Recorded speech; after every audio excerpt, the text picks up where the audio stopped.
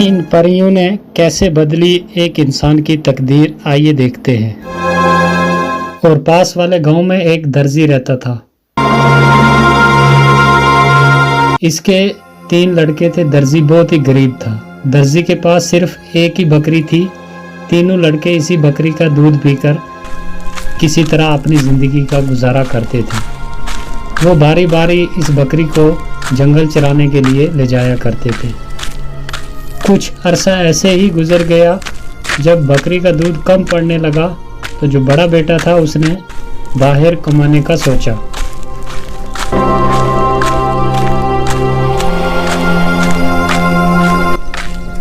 फिर वो बाहर कमाने के लिए चला जाता है।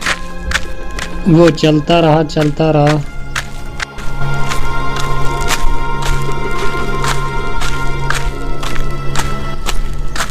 फिर उसे चलते चलते रास्ते में एक व्यापारी मिला। व्यापारी ने लड़के से पूछा, अरे भाई जरा सुनो तो, कहाँ जा रहे हो तुम? मैं कहीं कामकाज ढूंढने जा रहा हूँ। हमारे घर के हालात कुछ अच्छे नहीं हैं। हम 3 भाई हैं और हमारे घर में सिर्फ एक ही बकरी है जिसका दूध पीकर हम जवान हुए, और आगे ज़िंदगी का गुजारा करने के लिए हमारे पास कुछ भी नहीं है। इसलिए उन तीनों में से बड़ा भाई मैं ही हूँ उनका, तो मैं कहीं कमाने जा रहा हूँ। अरे आपकी तो बहुत दुखी कहानी है भाई। देखो मेरे पास काम है। मैं एक व्यापारी हूँ और खरीदो फरोख्त का काम करता हूँ। सामान खरीदता हूँ और बेचता हूँ। क्या मेरे पास नौकरी करोगे तुम? हाँ, क्यों नहीं। मुझे तो काम ही करना है। अगर आप मुझे काम पे रख लें तो इससे मुझे और अच्छा क्या चाहिए। ठीक है, तो आओ मेरे साथ चलो। ये बोलकर व्यापारी उसे अपने साथ लेकर चला गया। व्यापारी ने लड़के को अच्छे तरीके से खरीदने और बेचने का काम सिखा दिया। लड़का अपना काम बहुत ही बड़ी ईमानदारी के साथ, मेहनत के साथ करता। थोड़े दिनों में व्यापारी के काम को बहुत आगे बढ़ाकर ले गया और व्यापारी बहुत खुश हुआ उस पे। उसकी मेहनत को देखकर उस पे बहुत खुश हुआ और व्यापारी पहले से भी बहुत बड़ा अमीर हो गया। जब काम करते करते कई वर्ष गुजर गए तो एक दिन लड़के ने व्यापारी से कहा, मालिक मुझे छुट्टी चाहिए कुछ दिन के लिए। मैं अपने घर जाना चाहता हूँ। काफ़ी अरसा गुजर गया है आपके पास काम करते करते, तो मैं सोचता हूँ कि एक बार उनसे मिलकर आ जाओ। हाँ, ठीक है, कल तुम्हें छुट्टी मिल जाएगी। तुम कल सुबह चले जाना, ठीक है। और हाँ, एक बात, तुम्हारी ईमानदारी के बदले मैं तुम्हें एक अजीब व गरीब गधा देता हूँ। ये गधा अपने साथ ले जाओ। इस गधे की खूबी ये है कि जब तुम इसके मुंह पर थैली बांध कर कहोगे उगल, तो ये सोना चांदी फौरन उगलेगा। चाहे थैली कितनी बड़ी क्यों ना हो, फौरन भर जाएगी। इससे तुम्हारा और तुम्हारे परिवार का अच्छे से गुजारा हो जाएगा। अरे मालिक धन्यवाद, आपने इतनी अच्छी चीज़ मुझे दी। तो अच्छा, मैं चलता हूँ। लड़का गधे को लेकर खुशी खुशी घर रवाना हो गया। चलते चलते रात हो गई। लड़का एक जगह रुक गया और इधर उधर देखने लगा तो उसे एक मकान नज़र आया और उसने सोचा कि रात यहाँ ही रुक जाता हूँ, सुबह चला जाऊंगा। लड़का जब इस घर में गया तो वहाँ एक आदमी रहता था और उससे कहा, भाई साहब मुझे रात काटनी है, क्या मैं रात रुक सकता हूँ आपके पास? हाँ भाई, क्यों नहीं। ये मुसाफिर खाना ही है। आने जाने वाले लोग जो भी होते हैं रात इधर ही रुकते हैं। आप भी रुक सकते हो, कोई दिक्कत नहीं। अच्छा, तो फिर भाई मेरे लिए अच्छा खाना लेकर आओ। जो आपके पास सबसे अच्छा खाना है वो लेकर आओ मेरे लिए। लड़के ने अच्छे पकवान मंगवाए, अच्छे खाने जो उसके पास थे। ठीक है, तुम इधर आराम करो, मैं तुम्हारे लिए खाना लेकर आता हूँ। अरे ये लो, तुम्हारे लिए खाना आ गया। अब खाना खाओ और आराम के साथ सो जाओ। खाना खाने के बाद उस लड़के ने कुछ सोने के टुकड़े उस आदमी को दे दिए और वो बड़ा खुश हुआ और सोचने लगा कि ये सोने के टुकड़े इसके पास कहाँ से आए। हो ना हो, लेकिन इस गधे में कोई खूबी जरूर है, ये सोचकर वो आदमी जागता रहा। जब लड़का सो गया, उस आदमी ने वो गधा चुरा लिया और उसकी जगह दूसरा गधा आनकर बांध दिया। लड़का सुबह उठा और उसने गधा साथ लिया और चल दिया। लड़के को कोई पता नहीं था कि उसका असली गधा जो अपना था वो चोरी हो गया। जब वो खुशी खुशी घर पहुंचा तो उसे देखकर उसका बाप और भाई जमा हो गए और खुशी खुशी बातें करने लगे। फिर बाप ने बेटे से कहा, बेटा परदेश में क्या क्या सीखा? पिताजी, व्यापार का काम सीखा, खरीदने और बेचने का काम सीखा। मैं एक व्यापारी के साथ नौकरी करता था। अच्छा, अरे वाह। फिर हमारे लिए क्या लाए हो? मैं आपके लिए ये गधा लाया हूँ। अरे बेटा, गधा लाने की क्या जरूरत थी? ऐसे सैकड़ों गधे यहाँ मारे मारे फिरते हैं। नहीं पिताजी, ये कोई मामूली गधा नहीं है, इसमें बहुत ही एक खूब बात है। वो क्या खास बात है बेटा, जरा हमें भी तो बताओ। पिताजी, इसमें खास खूबी ये है कि इस गधे के मुंह पर अगर एक थैली बांध दो तो इसको बोलो उगल, तो ये फौरन सोना चांदी उगलता है, और थैली कितनी बड़ी हो फौरन भर जाती है। तो ये एक जादुई गधा है। जब ये बात बेटे ने बोली तो बाप उसकी तरफ बड़ा शक की नज़रों से देखता रहा और सोचता रहा कि ये क्या बोल रहा है, क्या ये सच हो सकता है। आखिरकार लड़के ने अपने बाप का शक दूर करने के लिए अपने भाइयों को पास खड़े बुलाया और लड़के ने उस गधे के मुंह पर थैली बांध दी और कहा उगल। लेकिन गधा जहां का तहा वहीं खड़ा रहा। लड़के ने कई बार बार कहा कि उगल, लेकिन नतीजा कुछ भी ना निकला। थैली जैसे ही खाली थी वैसे की वैसे ही रही और गधा चुपचाप खड़ा रहा। और लड़के की समझ में आ गई बात कि जहां मैं रात ठहरा था उस आदमी ने जरूर उस गधे मेरे को चोरी कर लिया और उसके बदले मुझे ये दूसरा गधा दे दिया। और लड़का बाप के और भाइयों के सामने बहुत शर्मिंदा हुआ। फिर लड़के ने अपने बाप को और भाइयों को अपना सारा किस्सा सुनाया, जैसे वहाँ से चला था, व्यापारी ने उसे क्या बोल कर दिया और वहाँ उसने अपनी आंखों से भी देखा था। फिर वो जहाँ रात रुका और उसके साथ क्या हुआ, सब हाल सुना दिया अपने बाप को और भाई को। ये सुनकर तो अब दूसरे भाई ने सोचा कि अब मेरी बारी है, मैं कहीं कमाने जाता हूँ। तो वो निकल जाता है सफ़र पर। वो बराबर कई दिन चलता रहा। दिन में चलता और रात को एक पेड़ के नीचे सो जाता। सुबह फिर अपना सफ़र जारी कर लेता। फिर एक दिन चलते चलते उसे एक बुढ़िया मिली जो एक नदी के किनारे एक छोटी सी झोंपड़ी में रहती थी। लड़का भी उस बुढ़िया के साथ रहने लगा।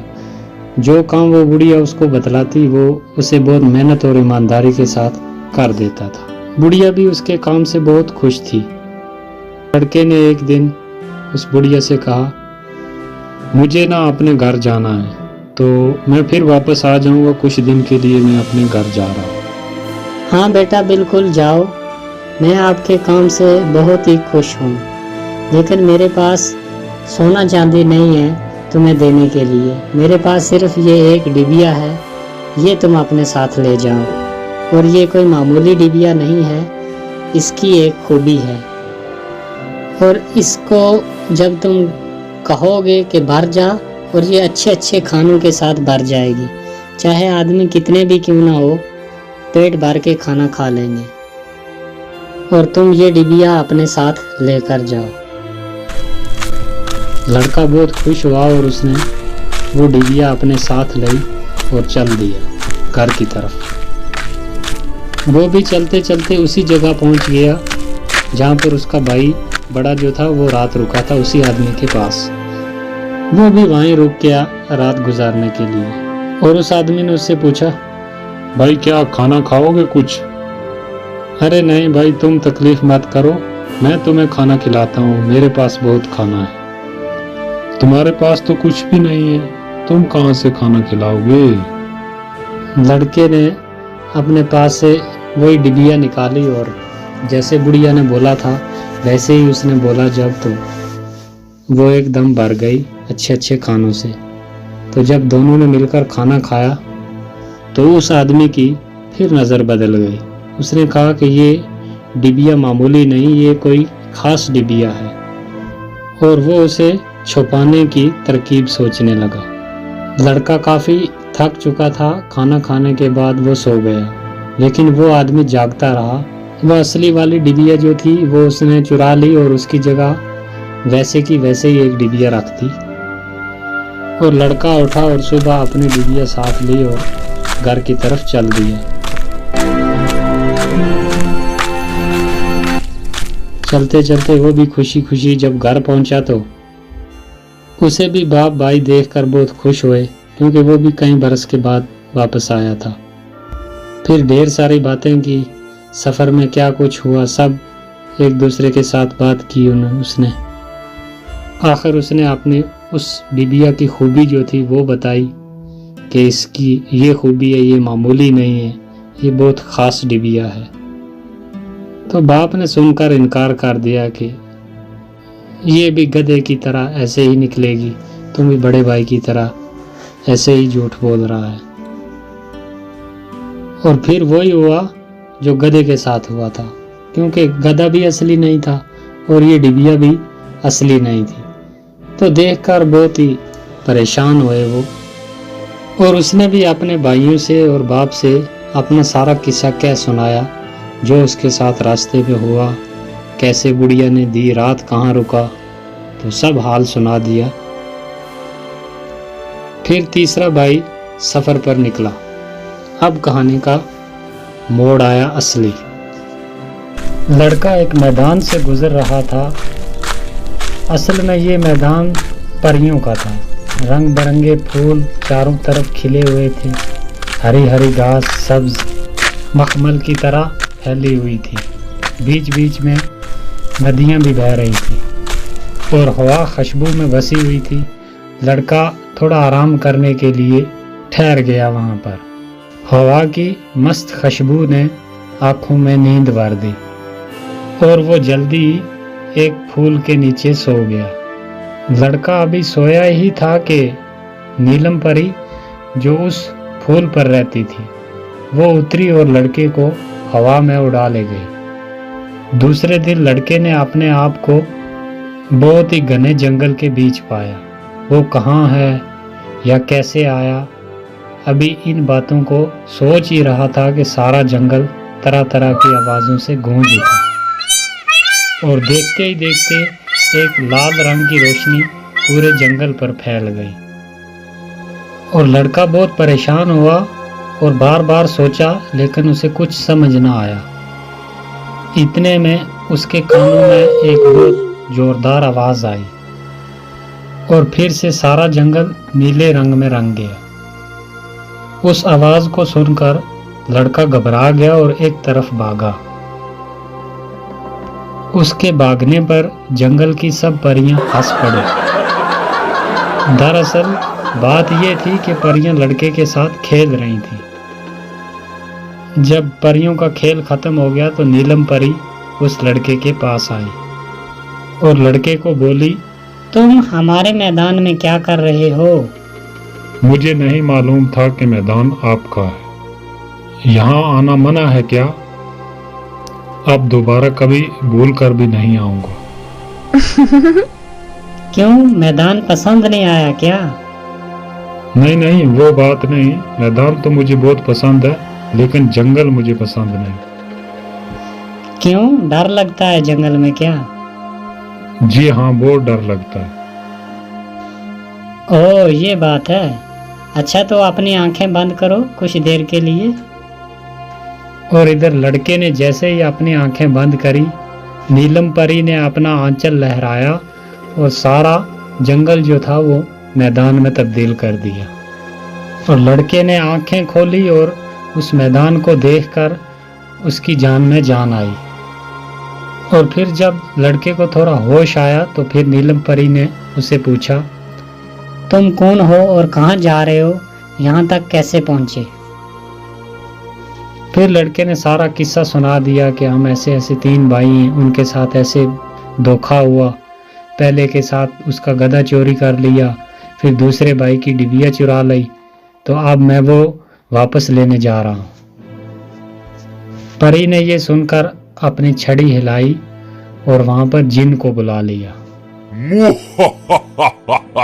क्या हुक्म है मेरी मलका? मैं हाजिर हूँ, आप हुक्म कीजिए, मेरे लिए क्या हुक्म है? फिर परी ने हुक्म दिया जिन को कि जाओ तुम एक आदमी के पास, उसने गधा चुरा लिया है, वो वापस लेकर आओ, और एक इस आदमी के भाई की एक डिबिया है, वो भी वापस लेकर जल्द मेरे पास आओ। तो जिन हुक्म पाते ही वहां से उड़ गया। यहाँ कुछ ही देर गुजरी थी कि जिन वापस हाजिर हुआ। उसने वो गधा भी और वो डिबिया भी, दोनों चीजें वापस लेकर आ गया। परी ने लड़के को कहा कि ये अपना गधा और ये डिबिया भी ले जाओ, और मेरी तरफ से ये एक डंडा भी अपने साथ ले जाओ। और परी ने कहा कि जब कोई तुम्हारा दुश्मन आ गया तो इस डंडे को हुक्म देना, फिर ये डंडा उस आदमी की पीठ पर बहुत खूब नाच दिखाएगा, और इतना मारेगा ये डंडा उस आदमी को कि वो आदमी फौरन वहीं बेहोश हो जाएगा। लड़का अपनी सब चीजें साथ लेकर घर जाने के लिए जब तैयार हुआ तो नीलम परी ने जिन को हुक्म दिया कि इस लड़के को बाहिफाजत इसके अपने घर तक पहुंचा कर आओ, ये तुम्हारी जिम्मेदारी है। और जिन ने हुक्म सुनते ही सारा सामान उठाया और लड़के को अपने हाथ पर बिठाकर हवा में उड़ गया।